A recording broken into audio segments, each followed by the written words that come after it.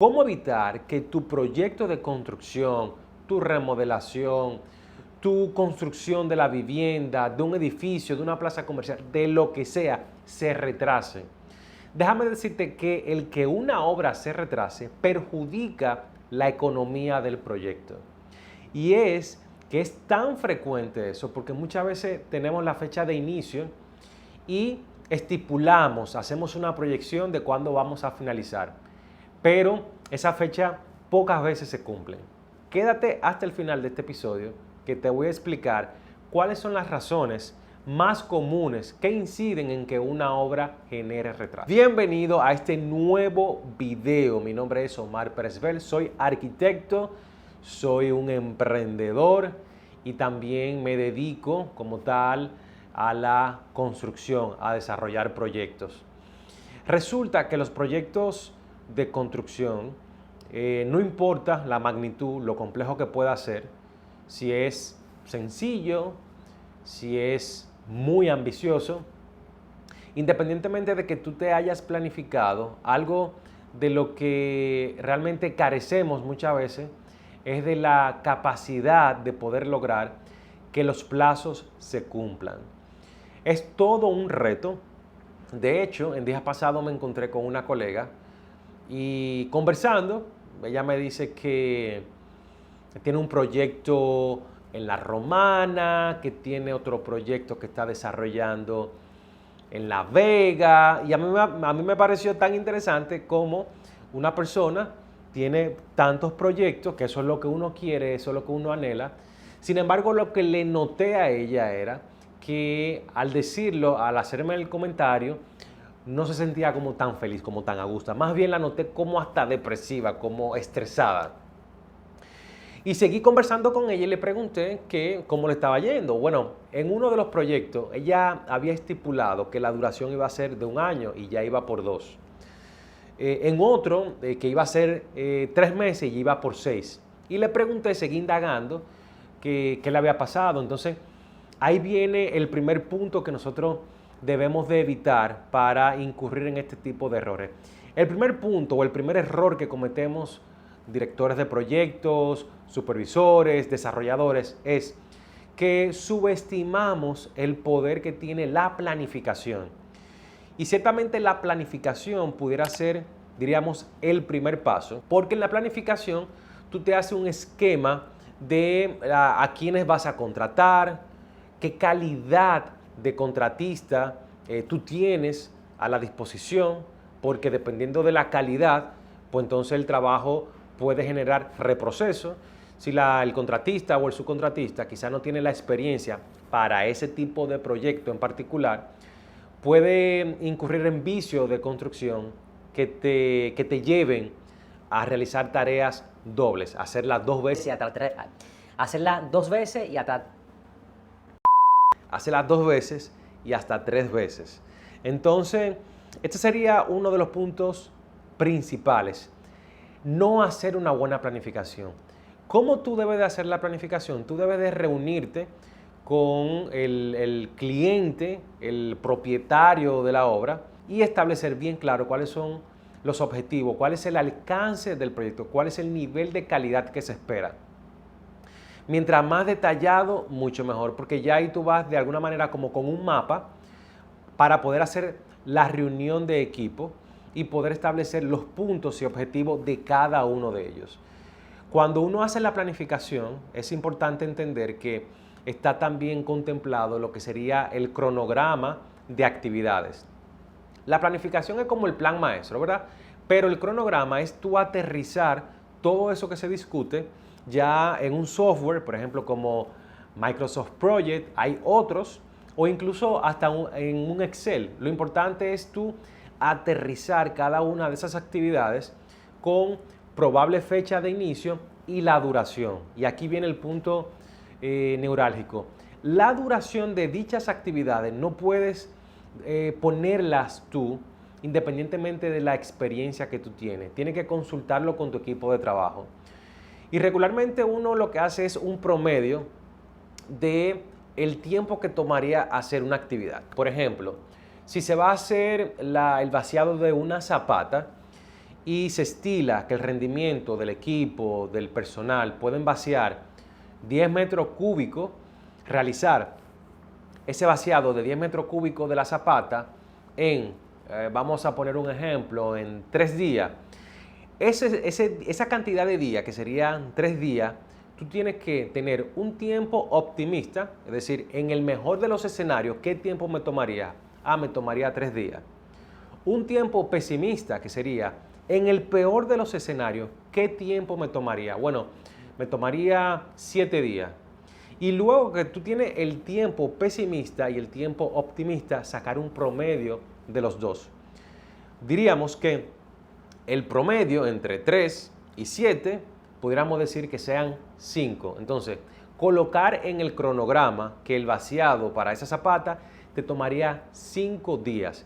De esa manera, tú sincerizas los tiempos y no haces una proyección de entrega basándote solamente en el mejor escenario posible. Y ya con ese cronograma, pues entonces ya tú tienes un punto de partida. Todo esto corresponde al primer error, que es no planificar, no tener un cronograma de trabajo. Luego viene el segundo error y es la selección del personal, ya sea el personal que es de la casa, el personal que tú vas a contratar o el personal que a su vez el contratista principal va a subcontratar. Y déjame explicarte los 3 escenarios brevemente. Si tú eres la persona que vas a desarrollar, a dirigir el proyecto, ya tú eres el contratista principal. Por el contrario, si eres un desarrollador y necesitas a una cabeza que te dirija el proyecto, que te coordine los equipos, debes de contratar a un director. En ambos casos, ya seas tú el director o ya sea que subcontrates o contrates a un director externo, ese director debe de tener la capacidad de comunicar, saber comunicar los objetivos, el deseo, el alcance del proyecto, lo que se espera del proyecto y bajar esa información al resto del equipo, dígase a los subcontratistas, a las personas, a todos los involucrados en el proyecto. Entonces, este sería un buen punto de partida. Pero, ¿cómo tú consigues un buen director de proyecto? Bueno, lo ideal es el primer punto sería buscar recomendaciones. Cuando te lo recomiendan, ya de alguna manera ya tú tienes un paso adelante. Otra forma es tú viendo los trabajos que esa persona ya haya realizado y que esos trabajos vayan acorde a la tipología del proyecto que tú vas a realizar. En ese sentido también los subcontratistas tienen que ser personas alineadas con los valores del proyecto o los valores de la persona contratante. El tercer punto es la comunicación. Si pudiéramos decir que las habilidades son superpoderes, el superpoder más importante es la comunicación abierta, asertiva y clara. Porque la comunicación, independientemente de los canales que tú utilices, ya sea WhatsApp, una llamada, un correo, una conversación, debe de ser lo más clara posible y dejar menos margen a la menor cantidad de margen posible a la interpretación. Por ejemplo, si tú vas a colocar un tipo de cerámica, no intuyas como director de proyecto o como desarrollador que el tipo de cerámica que tú vas a colocar en el proyecto es obvio. Bueno, ahí se va a colocar porque hemos trabajado en los proyectos anteriores tal tipo. No, aunque parezca algo obvio y reiterativo, es necesario este tipo de información darla detallada. ¿Qué tipo de cerámica? Si es importada, si es, por ejemplo, de fabricación local, no sé. ¿Qué formato? ¿Qué tamaño? ¿Qué separación de las juntas? Porque si esos puntos no se hacen con claridad, eventualmente, si el cliente ve el trabajo y no está a gusto con eso, entonces puede haber un reproceso. En el sentido de que quizás haya que quitarla o quizás cambiarla, y eso te genera retraso en obra porque vas a tener que ir al proveedor nuevamente, ojalá que la tenga, puede ser que se hayan agotado y esos días que de alguna manera se van retrasando, al final del proyecto, cuando tú lo sumas, son bastante importantes. El cuarto punto y es el monitoreo continuo y constante. Entonces, es prioritario que se establezcan mecanismos de monitoreo. Si tienes que pasar por obra, que no simplemente pases por obra a hacer una visita médica. Puede ser rápido, pero que tú vayas de antemano con un checklist, con los puntos a revisar. Y con esos puntos que sean importantes para que no te generen reproceso. Por ejemplo, si se están colocando los cantos en ventanas y puertas, entonces tú vas con una escuadra, tú vas con un nivel, con una plomada. Porque si el canto de una puerta no está bien hecho, eventualmente el ebanista, ahí no hay error alguno todavía, pero cuando ya salga ese personal y entre entonces la carpintería, la ebanistería y comienza a encontrar descuadres, desniveles, el tiempo que probablemente iban a durar haciendo la instalación de las puertas, qué sé yo, una semana, probablemente le tome 2 semanas, cuadrando, cepillando las puertas, y eso te genera retraso. Entonces, tener un monitoreo constante es muy importante. Si no puedes pasar por obra, que te envíen video, que te envíen fotos, de lejos, de cerca, de manera tal que tú, quizás no es lo idóneo, pero es mejor que nada. Entonces, el monitorear constantemente los procesos, la logística de la llegada de los materiales es sumamente importante también, porque muchas veces las obras se paran porque el material no ha llegado, porque se acabó el cemento, tienes que pedirlo a la ferretería se toma un día para llevarlo. Entonces, es tratar también de revisar, de supervisar la parte técnica de la construcción, pero también el suministro y la logística de los materiales. Otro punto, que sería el punto número 5, y recapitulando, antes de pasar al número 5, recuerda que cada semana subimos contenido como este, que ayudan a desarrolladores de proyectos inmobiliarios, proyectos de construcción, arquitectos, ingenieros, que de alguna manera están en el sector de la construcción y que buscan hacer más eficientes sus obras. Ese es el objetivo de este canal. Así que si te gusta este contenido, no dudes en compartirlo, dale like, coméntame qué otro tipo de tema quieres que desarrolle y muy importante también suscríbete, porque como vamos subiendo videos constantemente para que te aparezcan las notificaciones y te enteres.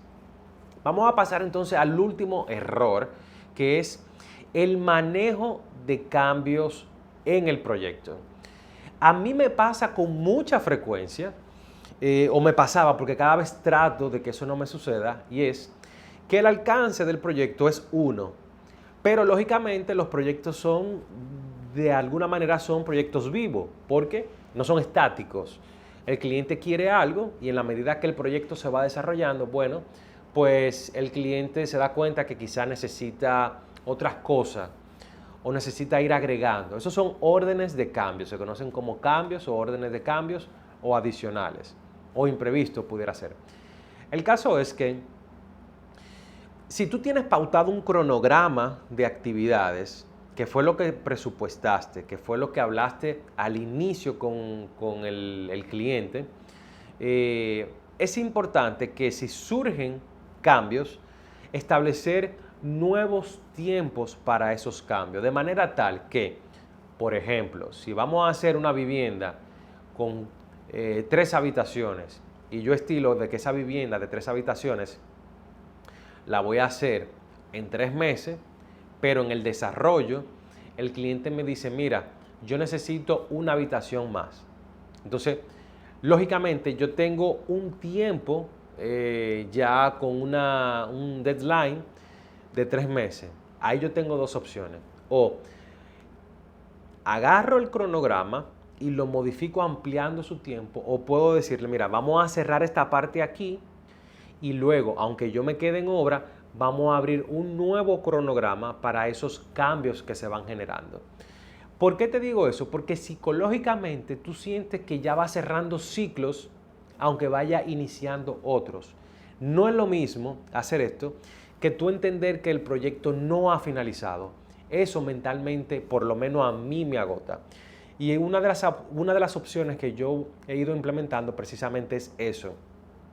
Si el cliente quiere que pintemos otra cosa, ok, mira, vamos a cerrar esto, terminamos con lo que ya se estipuló al principio, cerramos todo eso y abrimos, es como si abriéramos un contrato nuevo con un cronograma nuevo. Espero haberte podido ayudar con estas orientaciones y estos son algunos de tantos errores que se cometen en las construcciones y generan retraso. Y básicamente estos son 5 puntos de tantos que pueden aparecer que inciden en que una obra de construcción genere retraso. Si estás construyendo y generalmente te das cuenta que el presupuesto se eleva, te voy a invitar a descargar la guía que está en el primer comentario fijado. Es una guía que elaboré, es gratuita, la puedes descargar simplemente dándole clic al enlace, en donde abordo cuáles son esos desperdicios más comunes en una obra de construcción y cómo tú puedes evitarlo. Así que descárgala, que eso te puede ayudar mucho a evitar este tipo de desperdicio. Bueno, nos vemos en el próximo. Suscríbete, comparte esta información y coméntame qué otro tipo de tema te gustaría que tratemos para el próximo video. Así que nos vemos.